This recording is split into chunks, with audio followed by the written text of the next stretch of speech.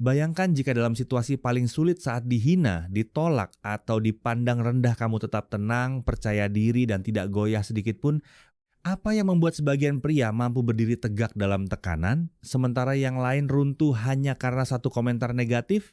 Jawabannya seringkali bukan kekuatan fisik atau keberuntungan, tetapi cara berpikir yang terlatih dan disiplin batin yang kuat. Itulah inti dari stoikisme.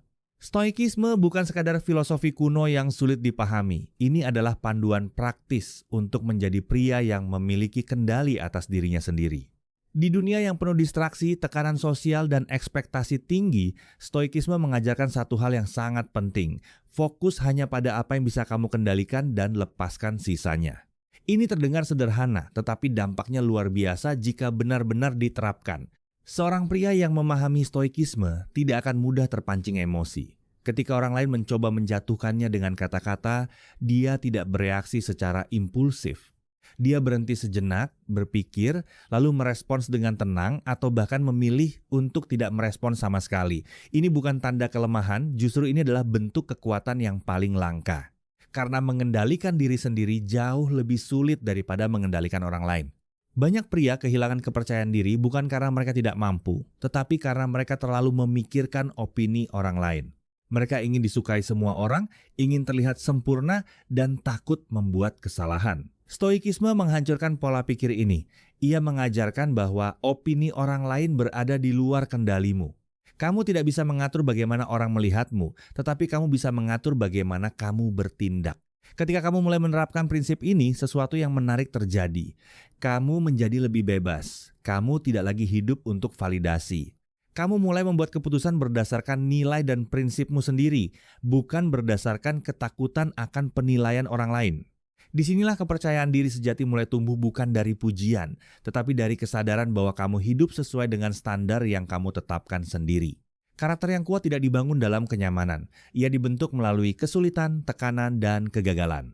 Stoikisme tidak mengajarkan untuk menghindari rasa sakit, tetapi untuk menerimanya sebagai bagian dari proses. Ketika kamu menghadapi masalah, alih-alih mengeluh, kamu bertanya, apa yang bisa saya pelajari dari ini? Pola pikir ini mengubah setiap tantangan menjadi kesempatan untuk berkembang.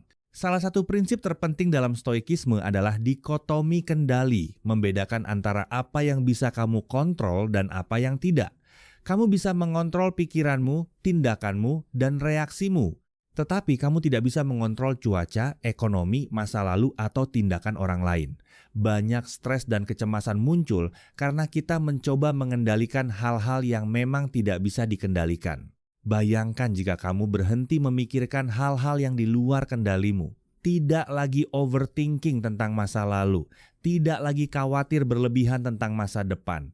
Energi mentalmu akan terfokus pada hal-hal yang benar-benar penting. Kamu menjadi lebih produktif, lebih tenang, dan lebih efektif dalam bertindak.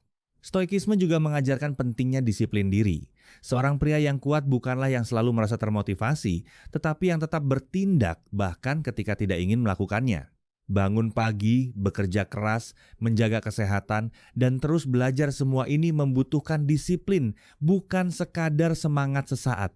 Stoikisme melatihmu untuk tidak menjadi budak emosi.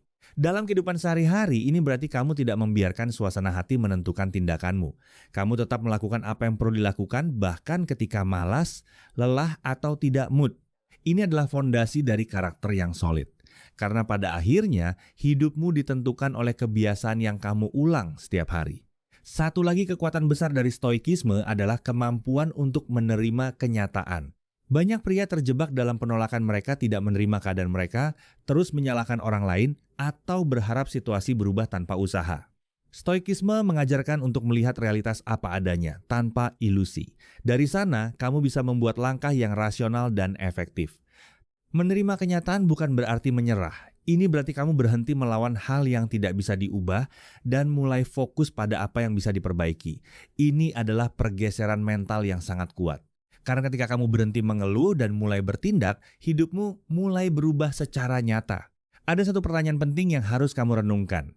Jika hari ini semua orang berhenti memberi validasi, pujian, atau pengakuan kepadamu, apakah kamu masih akan merasa cukup kuat untuk berdiri sendiri? Tulis jawabanmu di komentar, karena di